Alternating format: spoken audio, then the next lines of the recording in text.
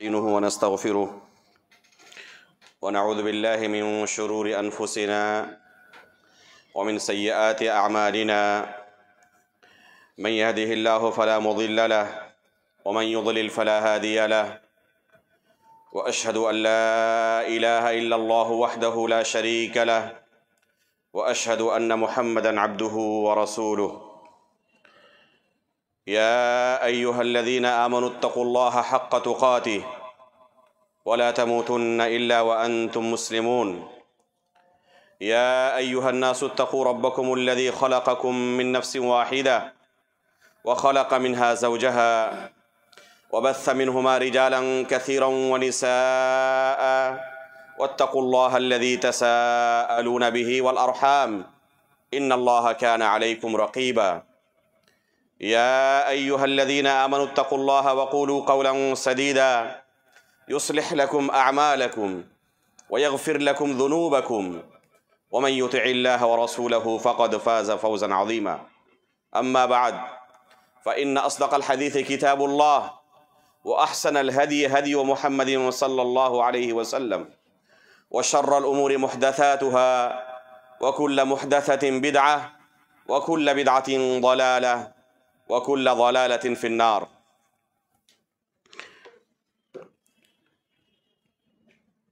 محترم و مکرم حاضرین جمعہ، بزرگان دین و ملت، عزیز دوستو اور پردہ نشین ماں و بہنوں،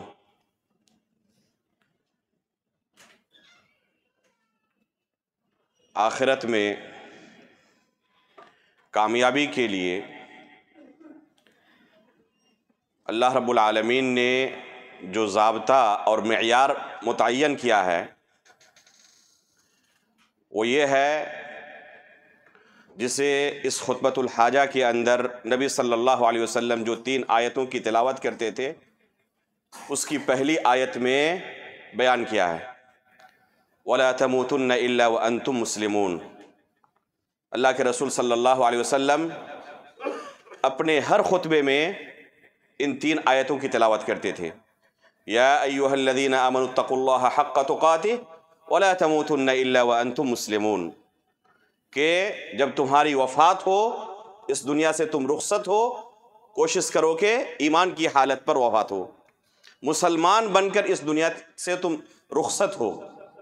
اگر ایمان کی حالت پر کسی کی وفات ہوئی ہے تو انشاءاللہ وہ اللہ رب العالمین کی جنت سے محروم نہیں رہے گا۔ اگر اس کی زندگی میں کلمہ شہادت ہے، جس کلمے کے اقرار کے بعد اسلام کے اندر داخل ہوا تھا، اگر زندگی بھر اس کلمے کی اس نے حفاظت کی، کسی ایسے عقیدے کا حامل نہیں ہوا، کسی ایسے عمل کا ارتکاب نہیں کیا جو عقیدہ یا جو عمل اسے دائرہ اسلام سے خارج کر دے، تو انشاءاللہ اللہ رب العالمین کی جنت سے وہ محروم نہیں رہے گا۔ اس کلمے کے 2 جز ہیں۔ پہلا جز ہے اشہد ان لا الہ الا اللہ، جس کے بارے میں اسی مسجد میں گزشتہ مہینے یا اس سے پہلے کچھ تفصیلی درس ہو چکا ہے کہ اس کلمے کے کیا تقاضے ہیں، کیا معنی و مفہوم ہے، اور کن اعمال یا عقائد کی بنا پر یہ کلمہ ختم بھی ہو سکتا ہے، ٹوٹ بھی سکتا ہے۔ آج کے خطبے کا جو موضوع ہے اس کلمے کا دوسرا جز ہے، وَأَشْهَدُ أَنَّ مُحَمَّدًا عَبْدُهُ وَرَسُولُهُ۔ یہ دوسرا جز جو کلمے کا ہے، آج کے خطبے کا یہی موضوع ہے کہ اس جز کے تقاضے کیا ہیں۔ ایک مسلمان جب اس کلمے کا اقرار کرتا ہے تو کن چیزوں کا اقرار کرتا ہے، اور اس کلمے کے اقرار کے بعد اس پر کون سے حقوق رسول اللہ صلی اللہ علیہ وسلم کے عائد ہوتے ہیں۔ انشاءاللہ جو مختصر سا وقت ہے خطبے کا، کوشش کروں گا کہ اختصار کے ساتھ آپ کے سامنے یہ باتیں آ جائیں، آپ کے ذہن میں یہ باتیں آ جائیں، تاکہ ہم ان قواعد کی روشنی میں اپنی زندگی گزاریں اور اللہ رب العالمین کی جنت سے محروم نہ ہوں۔ اس کلمے کا جو دوسرا جز ہے، وَأَشْهَدُ أَنَّ مُحَمَّدًا عَبْدُهُ وَرَسُولُهُ، کہ میں اس بات کی گواہی دیتا ہوں کہ محمد اللہ کے بندے اور اس کے رسول ہیں۔ اس جز کے اقرار کے بغیر کوئی شخص مسلمان نہیں ہو سکتا۔ آپ غور کریں، قبر کی، آخرت کی زندگی جب ایک شخص کی شروع ہوتی ہے، وفات ہوتی ہے، تو یہ پہلا مرحلہ آتا ہے قبر کا مرحلہ، اور یہیں سے سب سے پہلے جس چیز کی تفتیش شروع ہوتی ہے وہ اسی کلمے کے تقاضوں کو پورا کرتا ہے۔ قبر کے اندر جو 3 سوالات کیے جاتے ہیں وہ تینوں سوالات اسی کلمے سے متعلق ہیں۔ پہلا سوال کیا ہے؟ پہلا سوال تمہارا رب کون ہے؟ اللہ رب العالمین کے بارے میں سوال کیا جائے گا۔ دوسرا سوال تمہارا دین کیا ہے؟ دین کے متعلق سوال ہوگا۔ اور تیسرا سوال رسول اللہ صلی اللہ علیہ وسلم کے متعلق، تمہارے رسول کون ہیں؟ تو یہ 3 چیزیں بنیادی ہیں ایک مسلمان کی زندگی میں۔ یہ ایسی چیزیں ہیں کہ اگر دوسری چیزیں فوت ہو جائے تو اس کا بدل ہے، دوسرے اعمال کے ذریعے، دوسری چیزوں کے ذریعے آپ اسے پورا کر سکتے ہیں، لیکن یہ 3 چیزیں ایسی ہیں کہ اگر ان میں سے کوئی ایک فوت ہو گیا تو اس کا کوئی بدل نہیں ہے۔ یہ ایسا خسارہ ہے کہ یہ انسان کو جہنم تک پہنچا دے گا۔ اس لیے ان 3 چیزوں کی اہمیت ایک انسان کی زندگی میں جنت اور جہنم کی جو حیثیت ہے اس کی ہے۔ اس لیے اگر ہم جہنم سے بچنا چاہتے ہیں تو ان 3 چیزوں کو زندگی بھر اپنے ساتھ لے کر چلنا ہوگا۔ کبھی بھی ایسا نہ ہو کہ ہماری زندگی سے یہ چیزیں ختم ہو جائیں۔ یہ دین کے بنیادی مسائل ہیں، یہ بنیادی عقیدہ ہے جو ہر مسلمان سے مطلوب ہے۔ تو رسول اللہ صلی اللہ علیہ وسلم کے متعلق ہمیں قبر کے اندر سوال کیا جائے گا۔ اگر حقیقت میں رسول اللہ صلی اللہ علیہ وسلم کی ہم نے معرفت حاصل کی، آپ کا مقام و مرتبہ کیا ہے، آپ کے حقوق کیا ہیں، اگر ان چیزوں کی ہم نے معرفت حاصل کی اور ان حقوق کو ادا کیا، اپنا عقیدہ اس کلمے کے تقاضے کے مطابق بنایا، تو انشاءاللہ قبر کے اندر جو سوال کیا جائے گا جواب دینا آسان ہوگا۔ لیکن ہمارا عقیدہ وہ نہیں رہا رسول اللہ صلی اللہ علیہ وسلم کے متعلق، اس کلمے کے جو تقاضے ہیں ان تقاضوں کو ہم نے پورا نہیں کیا، اللہ کے رسول کے جو حقوق ہیں ان حقوق کی نہ معرفت حاصل کی نہ پورا کیا، تو پھر جواب دینا بڑا مشکل ہو جائے گا۔ اس لیے ہمیں اس مسئلے کو بڑی سنجیدگی سے اور غور سے سننا چاہیے، کیونکہ ہر ایک کے ساتھ جڑا ہوا یہ مسئلہ ہے۔ ہر ایک شخص اپنے قبر کے اندر تنہا ہوگا اور اسے ان سوالوں کو فیس کرنا ہوگا، جواب دینا ہوگا۔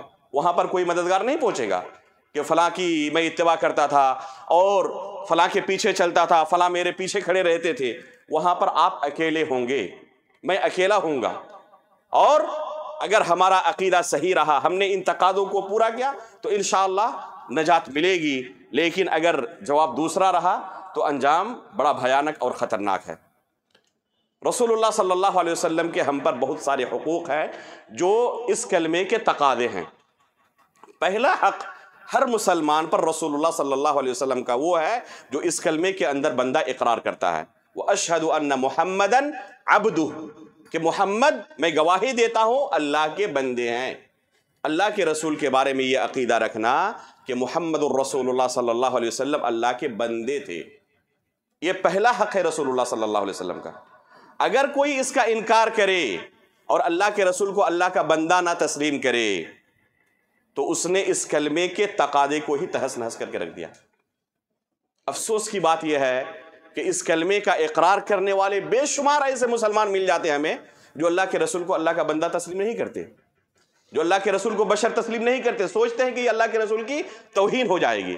ابھی تعظیم کے اوپر بھی آؤں گا کہ اللہ کے رسول کی تعظیم بھی ایک حق ہے آپ کا، جس کے بارے میں انشاءاللہ آپ کے سامنے باتیں آگے آئیں گی۔ تو بہت سارے مسلمان لا علمی میں، علم نہ رہنے کی وجہ سے پہلے حق کو کیا کرتے ہیں؟ پہلے حق کا انکار کر دیتے ہیں اور اللہ کے رسول کو اللہ کا بندہ تسلیم نہیں کرتے۔ یہ اللہ کے رسول صلی اللہ علیہ وسلم کے لیے انتہائی عزت کا مقام ہے کہ آپ اللہ کے بندے ہیں۔ آپ غور کریں، اللہ رب العالمین نے قرآن کریم کے اندر سب سے زیادہ جو رسول اللہ صلی اللہ علیہ وسلم کے لیے عزت کا مقام تھا، وہاں پر آپ کے لیے جو لقب اللہ تعالیٰ نے اختیار کیا اپنے حبیب کے لیے، وہ کون سا لقب تھا؟ اسی عبد کا لقب، کہ آپ اللہ کے بندے ہیں۔ آپ سورۃ الاسراء پڑھیں، یہ اللہ کے رسول صلی اللہ علیہ وسلم کو ایسا اعزاز عطا کیا گیا تھا جو دوسرے انبیاء کو نہیں ملا۔ سبحان الذی اسریٰ بعبدہ لیلا من المسجد الحرام الی المسجد الاقصی۔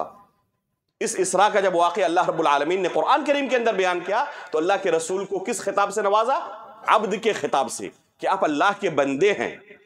نام نہیں لیا اللہ کے رسول کا، اللہ رب العالمین نے آپ کے لیے اس عبد کے لقب کا انتخاب کیا، تو اللہ کے رسول صلی اللہ علیہ وسلم کے لیے انتہائی عزت کا مقام ہے، عزت کا لفظ ہے کہ آپ کو اللہ رب العالمین کا ہم بندہ تصور کریں، بندہ تسلیم کریں۔ اللہ رب العالمین نے سورۃ الکہف کے آخری آیت میں کیا کہا؟ قل انما انا بشر مثلکم، کہہ دیں اے اللہ کے رسول لوگوں کو کہ تم جیسا میں ایک بشر ہوں، جس طرح تم انسان ہو، تمہارے والدین ہیں، تم اس دنیا میں جنم لیے ہو، تمہارے بال بچے ہیں، بیویاں ہیں، کھانے پینے کی تمہیں ضرورت پڑتی ہے، قضاء حاجت کی تمہیں ضرورت پڑتی ہے، اسی طرح مجھے ان تمام چیزوں کی ضرورت پڑتی ہے۔ میں کوئی الگ مخلوق نہیں ہوں، فرشتوں کی طرح جو نور سے پیدا کیے گئے جنہیں ان چیزوں کی ضرورت نہیں پڑتی، بلکہ تم جیسا میں ایک انسان ہوں۔ جب 3 صحابہ اکرام آئے جنہوں نے کہنا شروع کیا کہ ہم شادی نہیں کریں گے، رات بھر جاگیں گے، ہمیشہ روزہ رکھیں گے، تو اللہ کے رسول نے ان کو ڈانٹا اور کیا کہا؟ تم سے زیادہ میں تقوی اختیار کرنے والا ہوں۔ یہ تقوی کی علامت نہیں ہے جو تم کہہ رہے ہو، اگر تقوی کی علامت ہوتی تو سب سے پہلے میں اسے اختیار کرتا، کیونکہ ان چیزوں کی ضرورت جس طرح تمہیں ہے مجھے بھی ہے، جس طرح مجھے کھانے پینے کی ضرورت ہے اس طرح تمہیں بھی ہے، جس طرح تمہیں بیوی بچوں کی ضرورت ہے اس طرح مجھے بھی ہے، لیکن میں اللہ رب العالمین کا سب سے زیادہ متقی و پرہیزگار بندہ ہوں، اور اس کے باوجود میں نے شادی بھی کی ہے، رات کو سوتا بھی ہوں، روزہ بھی رکھتا ہوں، افطار بھی کرتا ہوں۔ تو اللہ کے رسول صلی اللہ علیہ وسلم بندے تھے، بشر تھے۔ فرق کیا تھا دوسروں میں اور اللہ کے رسول صلی اللہ علیہ وسلم کے درمیان؟ یوحا الی، یہ فرق ہے۔ فرق یہ ہے کہ کسی کے اوپر اللہ کی طرف سے وحی نہیں آتی، میرے اوپر اللہ کی طرف سے وحی آتی ہے۔ جبریل علیہ السلام وحی لے کر میرے پاس آتے ہیں، دوسروں کے پاس نہیں آتے۔ یہ فرق تھا دوسروں سے اللہ کے رسول کا۔ تو یہ پہلا حق ہے رسول اللہ صلی اللہ علیہ وسلم کا۔ دوسرا حق ہے رسول اللہ صلی اللہ علیہ وسلم کا کہ آپ کو اللہ کا سچا رسول تسلیم کیا جائے، آپ کی رسالت کے بارے میں ذرہ برابر کسی کو شک و شبہ نہ ہو، کنفیوژن نہ ہو۔ اگر اللہ کے رسول کی رسالت کے بارے میں کسی کو ذرہ برابر بھی کنفیوژن ہے، شک و شبہ ہے، گرچہ اللہ رب العالمین کے تمام حقوق کو ادا کرے، اللہ رب العالمین کو ہی اپنا معبود تسلیم کرے، اس کے ساتھ شرک نہ کرے، لیکن رسول اللہ صلی اللہ علیہ وسلم کی رسالت کا اقرار نہ کرے، یا کرے لیکن شک و شبہ کے ساتھ، جیسے کہ بعض لوگ جو اس کلمے کا اقرار کرتے ہیں کہتے کیا ہیں کہ علی رضی اللہ تعالیٰ عنہ کو حقیقت میں یہ رسالت ملنے والی تھی، نعوذ باللہ، کہتے ہیں کہ جبریل علیہ السلام سے چوک ہو گئی اور علی کو نہ دے کر محمد کو دے کر چلے گئے رسالت، نعوذ باللہ من ذالک۔ اگر کوئی اس طرح کا عقیدہ رکھے تو یہ اللہ کے رسول صلی اللہ علیہ وسلم کے حق کے اندر ڈاکہ ڈالنا ہے۔ یہ رسول اللہ صلی اللہ علیہ وسلم کا بنیادی حق ہے کہ آپ کی رسالت کے بارے میں کسی کے دل میں ذرہ برابر بھی شک و شبہ نہ رہے۔ تیسرا حق رسول اللہ صلی اللہ علیہ وسلم کا یہ ہے، یہ عقیدہ رکھا جائے کہ آپ کو جو اللہ کی طرف سے ڈیوٹی دی گئی تھی، جو ذمہ داری دی گئی تھی، اس ذمہ داری کو رسول اللہ صلی اللہ علیہ وسلم نے کما حقہ پورا کر دیا ہے۔ اس ذمہ داری میں ذرہ برابر آپ سے کوئی کوتاہی نہیں ہوئی ہے۔ اور یہ صرف اللہ کے رسول کے ساتھ نہیں، یہ ایمان بالرسول کا بھی تقاضا ہے۔ ایمان کے 6 ارکان میں سے ایک رکن کیا ہے؟ تمام رسولوں پر ایمان لانا۔ تو ایمان بالرسول کے تقاضوں میں سے ایک تقاضا یہ ہے، تمام رسولوں کے متعلق ہم یہ عقیدہ رکھیں کہ اللہ کی طرف سے جو انہیں ذمہ داری دی گئی تھی لوگوں تک اللہ کے دین کو پہنچانے کی، کما حقہ، بغیر کسی کمی و بیشی کے انہوں نے اپنا حق ادا کر دیا ہے۔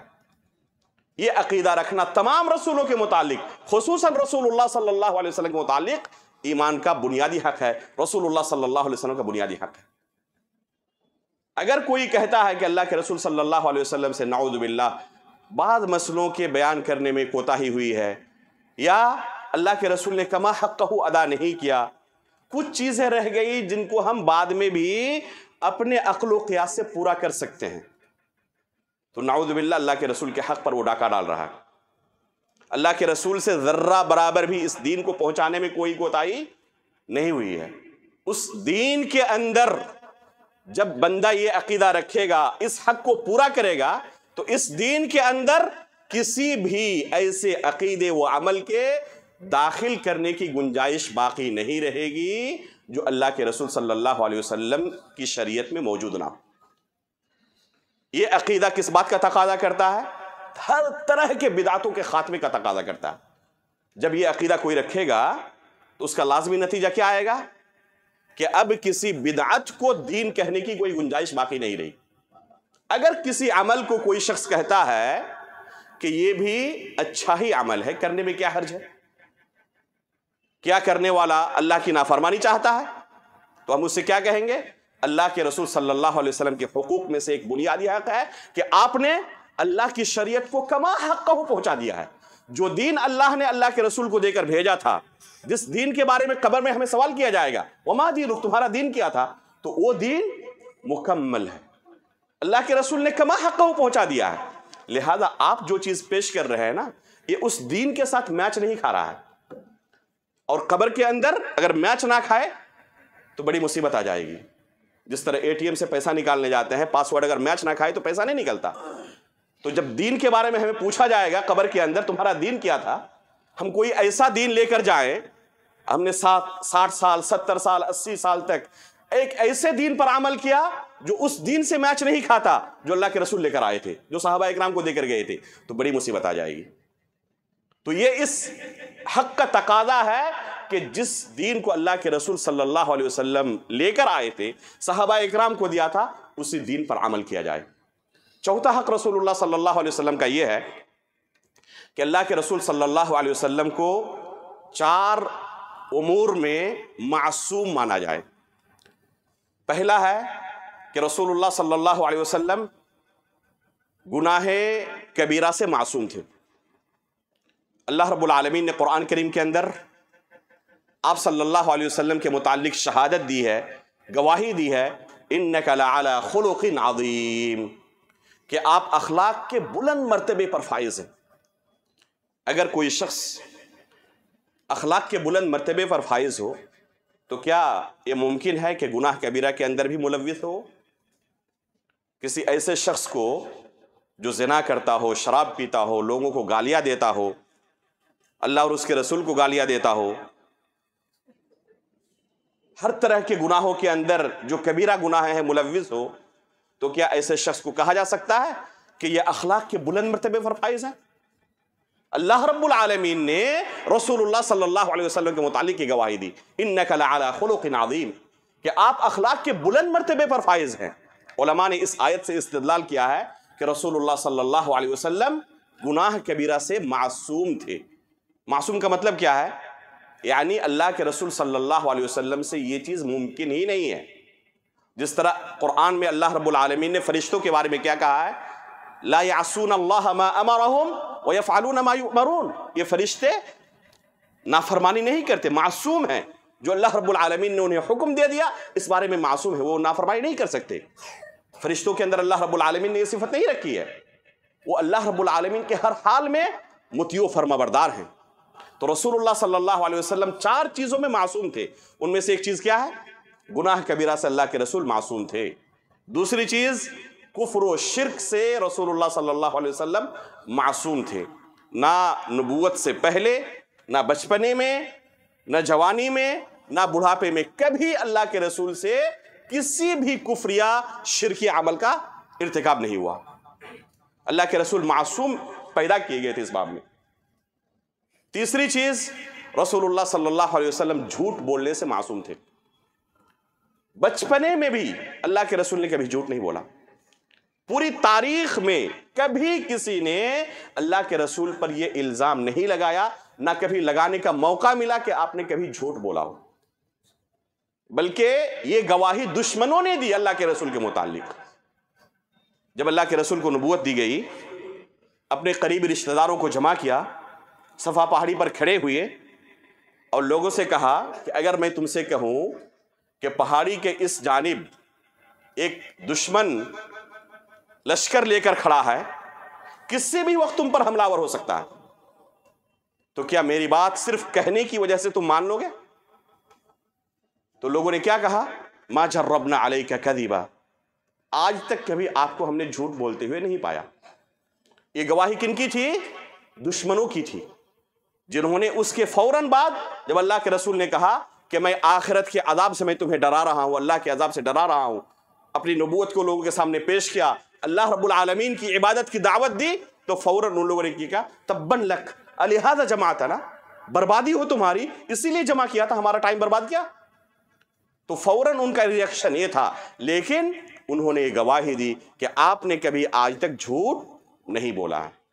تو رسول اللہ صلی اللہ علیہ وسلم اس باب میں معصوم تھے. چوتھی چیز، اللہ رب العالمین کی شریعت کو سمجھنے میں اور اسے لوگوں تک پہنچانے میں اللہ کے رسول معصوم تھے. غلطی ہو ہی نہیں سکتی، کوتاہی ہو ہی نہیں سکتی تھی اللہ کے رسول سے. اللہ رب العالمین نے آپ کو معصوم کیا تھا اس بارے میں. ایسا نہیں ہو سکتا جیسے کہ دوسرے لوگوں سے ہوتا ہے، شریعت کے کسی مسئلے کو سمجھنے میں غلطی ہو گئی اور لوگوں تک غلط چیز پہنچا دیا، بعد میں اعتذار کریں کہ ہاں مجھ سے غلطی ہو گئی تھی. اس طرح نہیں، اس طرح ہونا چاہیے. یہ مقام و مرتبہ فہم شریعت اور تبلیغ شریعت میں معصوم ہونے کا اللہ کے رسول کے علاوہ کسی کو حاصل نہیں ہے، چاہے وہ کتنے ہی بڑے علم کے درجے پر پہنچ نہ جائے، چاہے کتنا ہی بڑا کوئی امام ہو، کوئی ولی ہو، بزرگ ہو. بلکہ اس امت کے سب سے افضل کون ہے؟ ابو بکر صدیق رضی اللہ تعالیٰ عنہ، عمر فاروق رضی اللہ تعالیٰ عنہ، جن کے بارے میں رسول اللہ صلی اللہ علیہ وسلم نے کیا کہا؟ ایک حدیث ہے کہ اگر میرے بعد کوئی نبی ہوتے تو عمر ہوتے. حالانکہ اس روایت پر کلام بھی ہے، بعض علماء نے اسے حسن کہا ہے، لیکن صحیح بخاری کی ایک روایت میں ہے عمر فاروق رضی اللہ تعالیٰ عنہ کو محدث کہا گیا ہے.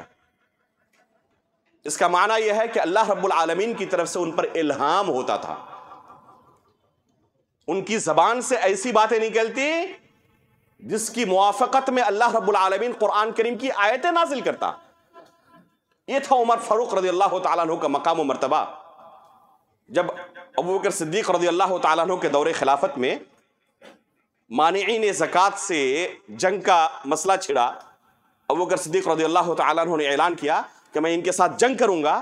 تو عمر فاروق رضی اللہ تعالیٰ عنہ کھڑے ہو گئے، کہنے لگے کہ ایسے لوگوں سے آپ کیسے جنگ کر سکتے ہیں جو کلمہ لا الہ الا اللہ کا اقرار کرتا ہے، نماز پڑھتا ہے، صرف زکوٰۃ ادا نہیں کرتا لیکن کلمہ کا تو اقرار کر رہا ہے، ایسے لوگوں سے کیسے آپ جنگ کر سکتے ہیں؟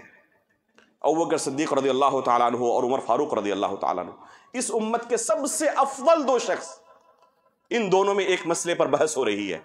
یہاں تک کہ عمر فاروق خود اقرار کرتے ہیں حتی شرح اللہ صدری کما شرح صدر ابی بکر، اللہ رب العالمین نے حق کے لیے میرے سینے کو اسی طرح کھول دیا جس طرح اللہ رب العالمین نے ابو بکر کا سینہ پہلے ہی کھول چکا تھا. یہاں تک کہ مجھے پتا چل گیا کہ میرا موقف غلط تھا، ابو بکر ہی صحیح ہے، اور پھر میں نے ان کا ساتھ دیا. یہ بہت بڑی چیز ہے اللہ رب العالمین کی طرف سے توفیق کا ہونا. ہم میں سے کوئی شخص آج اگر ہو، اسے کسی مسئلے کے بارے میں بتایا جائے تو وہ اپنی انا پر لے لیتا ہے، میری عمر اتنی ہو چکی، اتنا میرا شان ہے، مقام و مرتبہ ہے، لوگ اتنی عزت مجھے دیتے ہیں، کسی مسئلے میں مجھ سے غلطی ہو جائے یہ کیسے ہو سکتا ہے؟ ہم ماننے کے لیے تیار نہیں ہوتے. میرے بھائیو، اللہ رب العالمین سے ہمیشہ انسان کو ہدایت کی دعا کرنی چاہیے کہ اللہ حق کے لیے میرے سینے کو کھول دے، اسے قبول کرنے کی توفیق عطا فرما. یہ ایک انسان کی صفت ہونی چاہیے. عمر فاروق رضی اللہ تعالیٰ کیا فرماتے ہیں کہ اللہ رب العالمین نے حق کے لیے میرے سینوں کو اسی طرح کھول دیا جس طرح پہلے ابو بکر کا سینہ کھول چکے تھے. پھر مجھے معلوم ہوا کہ حق پر وہی ہیں، میرا موقف غلط ہے، میں نے فوراً ان کا ساتھ دیا، اور پھر مانعین زکوٰۃ سے صحابہ کرام نے جنگ کیا. اس میں کہنے کا مقصد یہ ہے کہ جن کا مقام و مرتبہ رسول اللہ صلی اللہ علیہ وسلم نے یہ بیان کیا ہو کہ میرے بعد کوئی نبی ہوتے تو عمر ہوتے، ان سے بھی کسی مسئلے کو سمجھنے میں چوک ہو رہی ہے، اور جس کا خود وہ اعتراف کر رہے ہیں، تو دوسرے لوگوں سے چوک نہیں ہو سکتی ہے، غلطی نہیں ہو سکتی ہے؟ یقیناً ہو سکتی ہے. کوئی ایسا عالم دین آج تک دنیا میں نہیں آیا جو کسی مسئلے میں ان سے کوئی غلطی نہ ہوئی ہو. یہ ان کے متبعین کے لیے ایک امتحان بھی ہوتا ہے کہ حقیقت میں اللہ کی شریعت پر وہ عمل کرتے ہیں یا کسی شخصیت پرستی کے شکار ہیں. کسی نہ کسی مسئلے میں ان سے چوک ہوئی ہے، اس چوک میں بھی ان کی اتباع کر رہے ہیں یا اللہ رب العالمین کی شریعت کو سب پر مقدم رکھتے ہیں، اللہ کے رسول صلی اللہ علیہ وسلم کے مقام تک کسی کو پہنچنے نہیں دیتے. یہ ان کا امتحان بھی ہوتا ہے. تو عمر فاروق رضی اللہ تعالیٰ عنہ جیسی شخصیت سے بھی اگر چوک ہو جائے تو کسی سے بھی ہو سکتی ہے. یہ چوک فہم شریعت میں اللہ کے رسول سے نہیں ہو سکتی. اللہ کے رسول اس جانب کیا تھے؟ معصوم تھے. جو کچھ اللہ کے رسول نے بیان کر دیا وہ حق ہے، وہ دین ہے۔ اگر کوئی شخص قرآن کی کوئی آیت پیش کرے اور کہے کہ اللہ کے رسول کی فلاں حدیث اس آیت کے مخالف ہے، نعوذ باللہ، اللہ کے رسول صلی اللہ علیہ وسلم اس آیت کا معنی نہیں سمجھ سکے، جو یہ بندہ اس سے زیادہ سمجھ رہا ہے۔ اللہ کے رسول کی حدیث اللہ رب العالمین کے کلام کے مخالف ہے، اس لیے کیا کہتے ہیں کچھ لوگ؟ اس آیت کو ماننا ضروری ہے، حدیث کو ماننا ضروری نہیں۔ نعوذ باللہ من ذالک۔ کیا اللہ کے رسول صلی اللہ علیہ وسلم سے چوک بھی ہو سکتی ہے کسی آیت کو سمجھنے میں؟ اللہ کے رسول کسی قرآن کی مخالفت کر سکتے ہیں کسی آیت کی؟ یہ ممکن ہی نہیں ہے۔ اللہ کے رسول کے حقوق میں سے بنیادی حق ہے کہ فہم شریعت میں اللہ کے رسول کو معصوم مانا جائے۔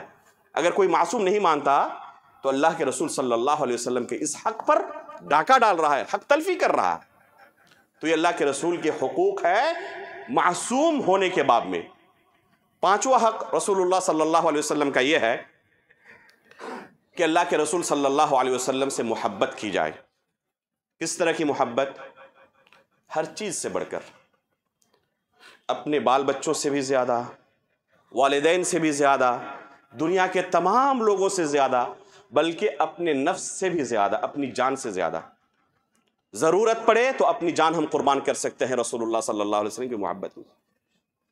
جس طرح صحابہ اکرام نے اپنے جان و مال کی قربانی پیش کی، ہمارا عقیدہ ہونا چاہیے کہ اگر ہم وہاں ہوتے تو اسی طرح ہم بھی اپنے جان کی قربانی پیش کرتے اللہ کے رسول صلی اللہ علیہ وسلم کی محبت میں۔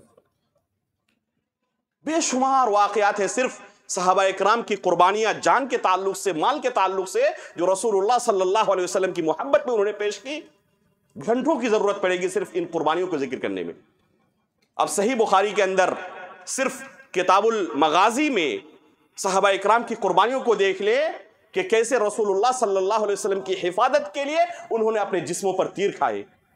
بعض صحابہ اکرام کے جسموں پر تیر گنے جاتے، جنگ ختم ہونے کے بعد 70-80 زخموں کے نشانات ہوتے، جب تک جسم میں جان باقی رہی، آخری سانس تک اللہ کے رسول تک کوئی تیر پہنچنے نہیں دیا۔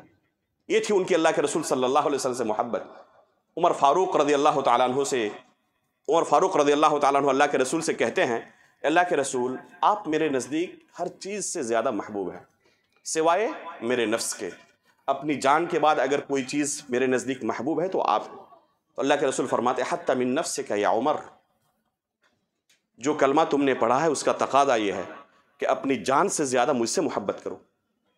تو اللہ کے رسول سے فرماتے ہیں، حتی من نفسی یا رسول اللہ، کہ اللہ کے رسول اپنی جان سے زیادہ آپ میرے نزدیک محبوب ہیں۔ صحابہ اکرام جو کچھ کہتے تھے وہ صرف ان کا زبانی دعویٰ نہیں ہوتا تھا۔ صحابہ اکرام جو کچھ کہتے تھے حقیقت میں اس کو عملی جامہ بھی پہناتے تھے، سچ کر دکھاتے تھے اپنے دعوے کو کہ اللہ کے رسول آپ میرے نزدیک میرے بال بچوں سے زیادہ محبوب ہیں، میرے والدین سے زیادہ محبوب ہیں، یہاں تک کہ میری جان سے زیادہ محبوب ہیں۔ ایک موقع پر نہیں، بے شمار موقعوں پر انہوں نے اسے سچ کر دکھایا۔ ابوبکر صدیق رضی اللہ تعالیٰ عنہ سے ان کے والد محترم ابو قحافہ ایک دن کہتے ہیں، اسلام قبول کرنے کے بعد آخری زمانے میں انہوں نے اسلام قبول کیا تھا۔ ابوبکر صدیق سب سے پہلے اسلام قبول کرنے والے، اور ان کے والد محترم ابو قحافہ آخری زمانے میں اسلام قبول کرنے والے تھے۔ ایک دن کہتے ہیں اپنے بیٹے ابوبکر سے کہ بیٹے، کسی جنگ میں ایک ایسا موقع آیا تھا کہ ایک دم میری تلوار کے تم راڈار پر تھے، زد میں تھے، اگر بیٹے کی محبت نہ ہوتی تو تلوار چلا دیتا۔ تو تمہاری خوش قسمتی ہے کہ میری تلوار کے زد پہ آئے تھے، کسی دوسرے کی نہیں، صرف بیٹی کی محبت نے مجھے روک لیا تھا، ورنہ تلوار چلا دیتا۔ تو ابوبکر صدیق رضی اللہ تعالیٰ عنہ کیا کہتے ہیں جواب میں کہ اگر اس جگہ پر میں ہوتا تو میں اپنی تلوار نہیں روکتا، اگر اس جگہ پر میں ہوتا تو یہ نہیں سوچتا کہ میرے والد ہیں، اللہ کے رسول آپ سے کہیں زیادہ محبوب ہیں، اللہ کے رسول کے ساتھ جنگ کرنے کے لیے گیا ہوں۔ تو وہ صرف زبانی طور پر نہیں کہتے تھے، حقیقت میں یہ محبت ان کے دل میں تھی۔ عمر فاروق رضی اللہ تعالیٰ عنہ کے تعلق سے صحیح مسلم کا واقعہ پڑھیں، صحابہ اکرام کے درمیان مشہور ہو گیا کہ اللہ کے رسول نے اپنی بیویوں کو طلاق دے دی ہے، حالانکہ طلاق نہیں دی تھی، صرف ایلا کیا تھا 1 مہینے تک کے لیے، قسم کھائی تھی۔ بیویوں کے ساتھ اللہ کے رسول کی کچھ کہا سنی ہو گئی نان نفقے کے مسئلے میں، اللہ کے رسول ناراض ہو کر ایلا کر لیے کہ 1 مہینے تک تم سے نہیں ملوں گا۔ صحابہ اکرام کے درمیان افواہ پھیل گئی کہ اللہ کے رسول نے طلاق دے دی اپنی بیویوں۔ عمر فاروق رضی اللہ تعالیٰ عنہ کی بیٹی، ان کی لخت جگر حفصہ رضی اللہ تعالیٰ عنہ اللہ کے رسول کی زوجیت میں ہے.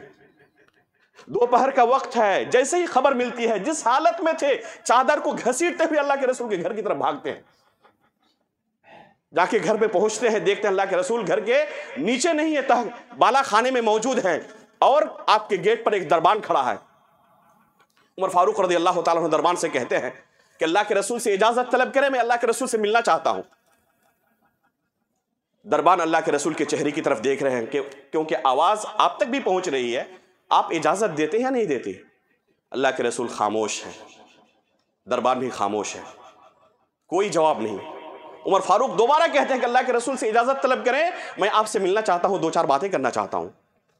دربان دوبارہ اللہ کے رسول کے چہرے کی طرف دیکھتا ہے، پھر اجازت نہیں ملتی، اللہ کے رسول خاموش رہتے ہیں، دربان بھی خاموش رہتا ہے.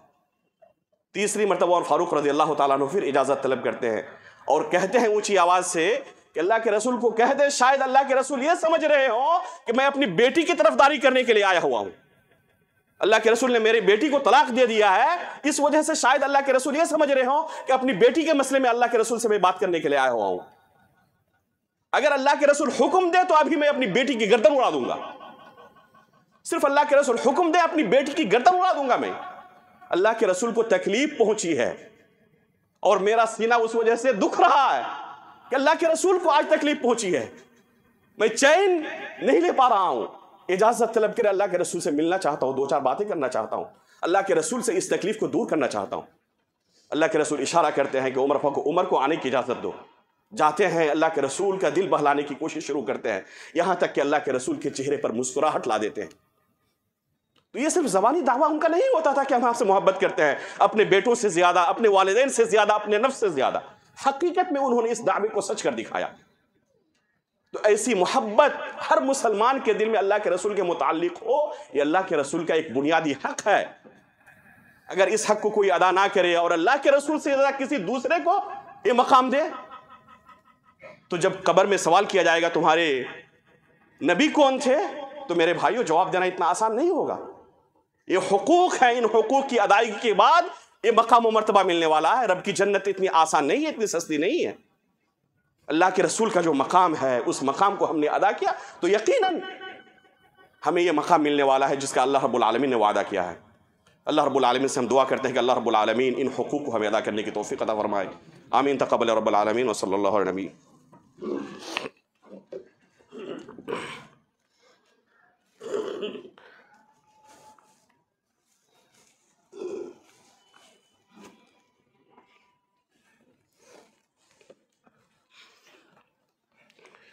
الحمد للہ رب العالمین والصلاة والسلام علی رسولہ محمد وآلہ وصحبہ اجمعین. اشہد ان لا الہ الا اللہ وحدہ لا شریک لہ واشہد ان محمدا عبدہ ورسولہ. اما بعد. محترم حاضرین، آپ کے سامنے رسول اللہ صلی اللہ علیہ وسلم کے کئی حقوق کا تذکرہ کیا جا چکا. ایک اہم حق رسول اللہ صلی اللہ علیہ وسلم کا ابھی بھی باقی ہے، وہ ہے رسول اللہ صلی اللہ علیہ وسلم کی تعظیم کرنا. ابھی محبت کا تذکرہ کیا گیا، یہ ایک حق ہے، اور اس سے اعلیٰ اور ارفع ایک حق ہے تعظیم کرنا. محبت سے بھی یہ اونچا مقام اور مرتبہ ہے. بہت سارے لوگوں سے ہم محبت کرتے ہیں لیکن تعظیم نہیں کرتے ان کی. محبت کے اندر بہت کچھ جائز ہو جاتا ہے، لیکن تعظیم اس سے اعلیٰ مقام ہے. اللہ رب العالمین نے قرآن کریم کے اندر رسول اللہ صلی اللہ علیہ وسلم کی اس حق کا بیان کیا. لِتُؤْمِنُوا بِاللَّهِ وَرَسُولِهِ وَتُعَزِّرُوهُ وَتُوَقِّرُوهُ کہ اللہ کے رسول صلی اللہ علیہ وسلم کی تعظیم کرنا یہ اللہ کے رسول کا ایک بنیادی حق ہے. قرآن میں اللہ رب العالمین نے کیا بیان کیا؟ یا ایھا الذین آمنوا لا ترفعوا اصواتکم فوق صوت النبی. اے ایمان والو، اپنی آواز کو رسول اللہ صلی اللہ علیہ وسلم کی آواز سے بلند نہ کرو. تو یہ محبت نہیں، تعظیم کا مقام ہے کہ اللہ کے رسول کے مقام و مرتبے کا لحاظ کیا جائے، اللہ کے رسول کی تعظیم کی جائے. ثابت بن قیس بن شماس رضی اللہ تعالی عنہ پیدائشی طور پر، طبعی طور پر اونچی آواز والے تھے. بعض لوگ ہوتے ہیں کوشش بھی کریں تو دھیمی آواز میں گفتگو نہیں کر پاتے، اور بعض لوگ اس کے برعکس ہوتے ہیں، انتہائی دھیمی آواز میں گفتگو کرتے ہیں. ان کی بات سمجھنے کے لیے کئی بار پوچھنا پڑتا ہے کہ کیا کہا آپ نے.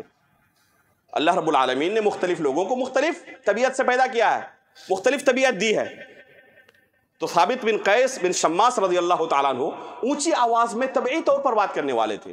جب یہ آیت نازل ہوئی تو اپنے نفس کے ساتھ اتنا مجاہدہ کیا کہ اللہ کے رسول کی مجلس میں ہوتے, کوئی بات کہتے, کسی چیز کے بارے میں سوال کیا جاتا, جواب دیتے تو ان کی بات سمجھ میں نہیں آتی. اتنی آواز اپنی انہوں نے پست کر لی تھی کہ کہیں اس آیت کے زد میں میں نہ آ جاؤں. تو یہ تھی اللہ کے رسول صلی اللہ علیہ وسلم کے متعلق ان کی تعظیم. تعظیم کے متعلق صحابہ اکرام کے اور سلف صالحین کے قصے پڑھے تو آپ دنگ رہ جائیں گے کہ کسی کے دل میں اللہ کے رسول کے متعلق اتنی تعظیم ہو سکتی ہے. عمر فاروق رضی اللہ تعالیٰ عنہ کا یہ واقعہ سنیں. خلیفہ ہیں, اللہ کے رسول صلی اللہ علیہ وسلم کی مسجد میں دیکھ رہے ہیں دو لوگ اونچی آواز میں گفتگو کر رہے ہیں. غصے میں آ جاتے ہیں, جلال میں آ جاتے ہیں, حکم دیتے ہیں ان دونوں کو بلا کے لاؤ. وہ دونوں آتے ہیں اور کہتے ہیں عمر فاروق رضی اللہ تعالیٰ عنہ سے کہ تم کہاں کے ہو, کہاں سے آئے ہوئے ہو؟ دونوں کہتے ہیں ہم طائف سے آئے ہوئے ہیں. طائف مدینے سے تقریباً 600 کلومیٹر کے فاصلے پر. عمر فاروق رضی اللہ تعالیٰ عنہ کہتے ہیں کہ بچ گئے تم دونوں. اگر مدینے کے ہوتے تو ایسی سخت سزا دیتا کہ تمہیں یاد رکھتی اس سزا کو. اللہ کے رسول کی مسجد میں کھڑے ہو اور اونچی آواز میں گفتگو کر رہے ہو. اس چیز کو بھی صحابہ کرام برداشت نہیں کر پاتے آپ کی وفات کے بعد بھی کہ کوئی رسول اللہ صلی اللہ علیہ وسلم کی مسجد میں اونچی آواز میں گفتگو کرے. اس کو بھی تعظیم کے خلاف سمجھتے تھے. اگر رسول اللہ صلی اللہ علیہ وسلم کی تعظیم صحابہ کرام کیسے کرتے تھے سمجھنا ہو تو عروہ بن مسعود الثقفی رضی اللہ تعالیٰ عنہ کو اس حدیث کو اٹھائیں جو انہوں نے صلح حدیبیہ کے موقع پر بیان کیا تھا. اس وقت تک وہ کافر تھے. عروہ بن مسعود الثقفی قریش کے انتہائی ذی علم لوگوں میں سے تھے. اللہ رب العالمین نے انہیں عجیب و غریب صلاحیتوں سے نوازا تھا. جب بھی کسی بڑے وفد سے بات کرنے کی ضرورت پڑتی تو قریش انہی کا انتخاب کرتے کہ یہی فیس کرنے کے لائق ہیں. خود فرماتے ہیں جب صلح حدیبیہ کا موقع آیا تو قریش نے میرا انتخاب کیا کہ آپ جائیں اور رسول اللہ صلی اللہ علیہ وسلم اور صحابہ اکرام سے جا کے اس مسئلے کو ڈیل کریں, اس مسئلے کو حل کریں.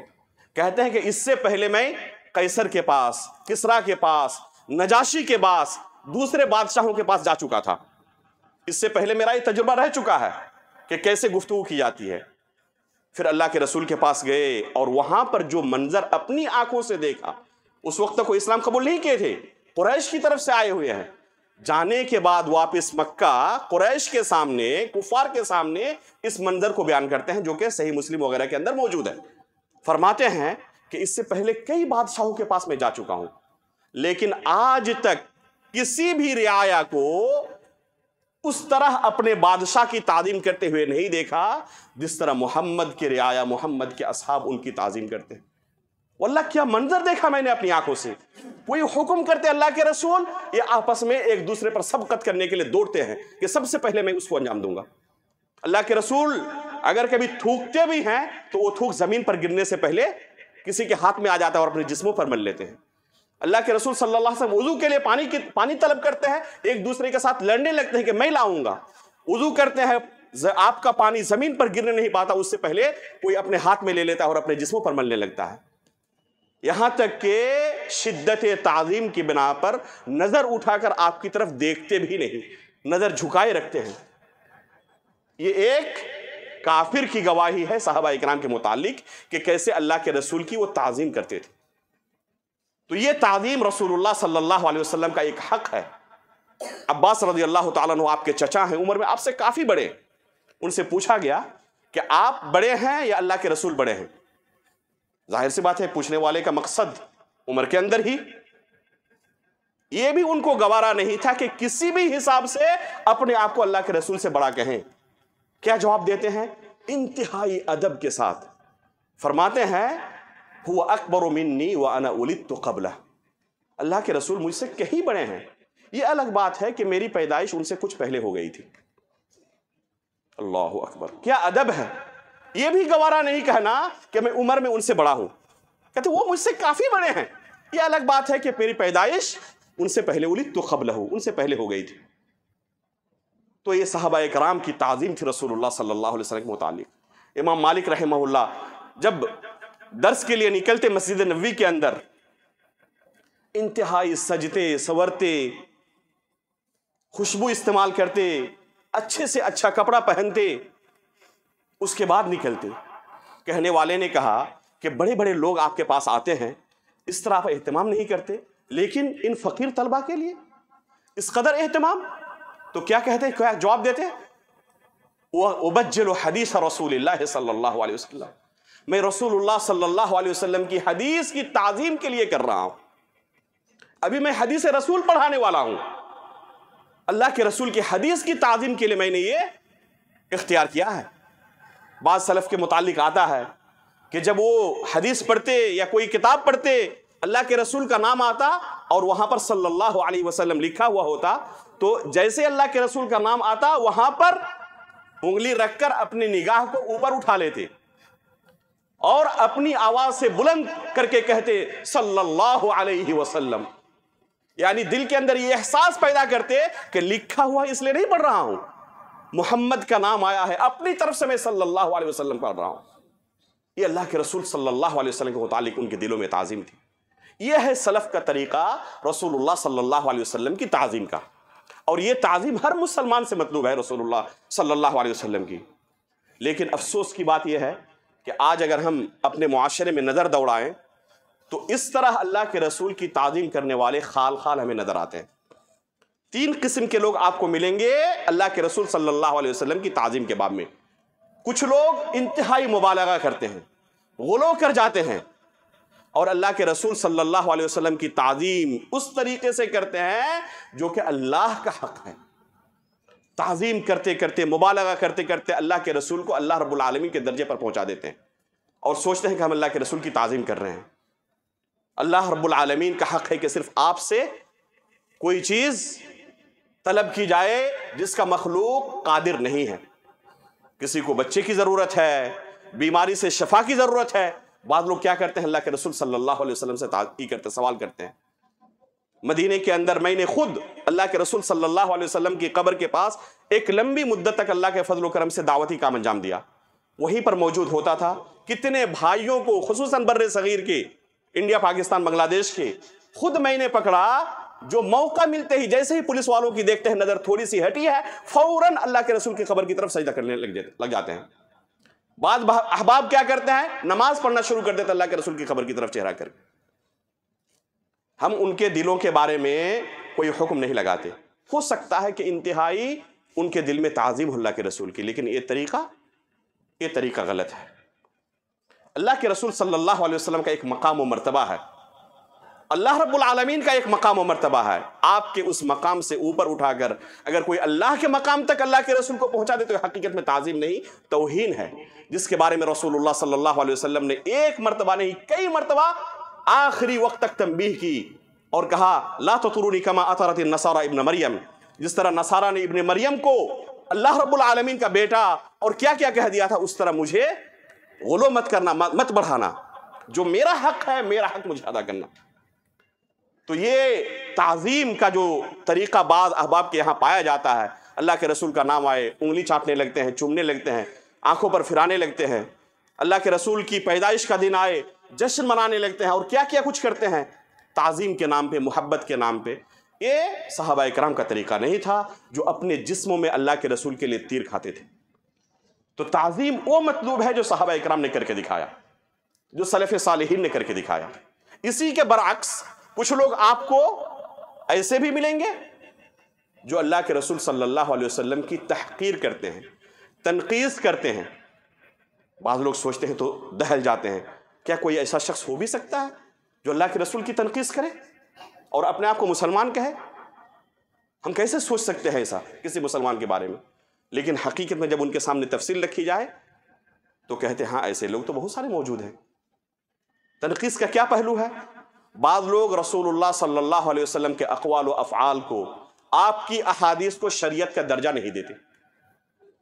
اللہ کے رسول صلی اللہ علیہ وسلم کی احادیث کو حجت نہیں مانتے، دین نہیں مانتے، شریعت نہیں مانتے، کہتے ہیں ہمارے لیے بس قرآن کافی ہے، قرآن ہی ہمارے لیے حجت ہے، شریعت ہے، اللہ کے رسول کی احادیث کے اتباع کے ہم متابع نہیں ہے، ہمیں مطلوب یہ نہیں ہے، ہم سے مطلوب نہیں ہے، یہ ہم پر واجب نہیں ہے کہ اللہ کے رسول کی حدیث کو ہم شریعت مانیں، نعوذ باللہ من ذالک۔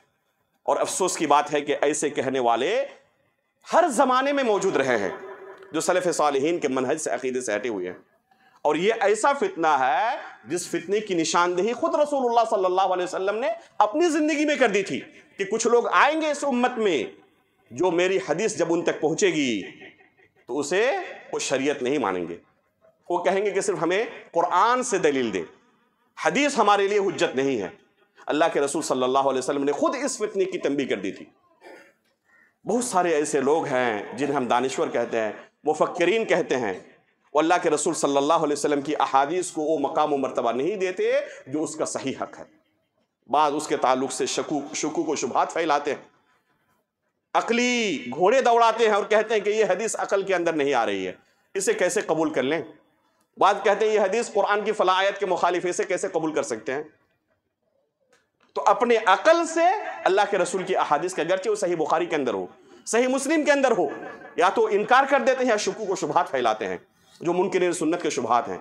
مولانا مودودی ابراہیم علیہ السلام کی کذبات ثلاثہ والی حدیث کو جو صحیح بخاری کے اندر موجود ہے، جساسہ والی حدیث کو دجال کے متعلق جو صحیح مسلم میں موجود ہے، سلیمان علیہ السلام کی اپنی بیویوں سے ایک ہی رات جمع کرنے والی حدیث کو جو کہ صحیح مسلم میں موجود ہے، مختلف شکوک و شبہات کے ذریعے کیا کرتے ہیں؟ لوگوں کے دل میں بیج بوتے ہیں کہ یہ حدیثیں ہم تسلیم نہیں کر سکتے، عقل کے خلاف، نعوذ باللہ من ذالک۔ سر سید احمد خان، مولانا مودودی، امین احسن اصلاحی، حمید الدین فراہی، ایک لمبی فہرست ہے جو اللہ کے رسول صلی اللہ علیہ وسلم کی احادیث کو مقام و مرتبہ نہیں دیتے جو اس کا صحیح حق ہے۔ تو اللہ کے رسول کی تعظیم یہ آپ کا بنیادی حق ہے۔ اگر ہم نے اس حق کو ادا کیا تو یقیناً جب ہم سے قبر میں سوال کیا جائے گا تو جواب دینا آسان ہوگا، اگر ہم نے ان حقوق کو ادا نہیں کیا تو جواب دینا بڑا مشکل ہو جائے گا۔ اللہ رب العالمین سے ہم دعا کرتے ہیں کہ اللہ رب العالمین ان تمام حقوق کو ہمیں ادا کرنے کی توفیق عطا فرمائے، اللہ کہ رسول صلی اللہ علیہ وسلم کی شفاعت ہمیں حاصل ہو، ایمان کی حالت پر ہماری وفات ہو، نبیین، صدیقین، شہداء و صالحین کے ساتھ ہمارا حشر ہو، آمین تقبل رب العالمین۔ اللہم صلی علی محمد وعلی آل محمد کما صلیت علی ابراہیم وعلی آل ابراہیم انک حمید مجید، اللہم بارک علی محمد وعلی آل محمد کما بارکت علی ابراہیم وعلی آل ابراہیم انک حمید مجید، سبحان ربک رب العزة عما یصفون وسلام علی المرسلین والحمد للہ رب العالمین۔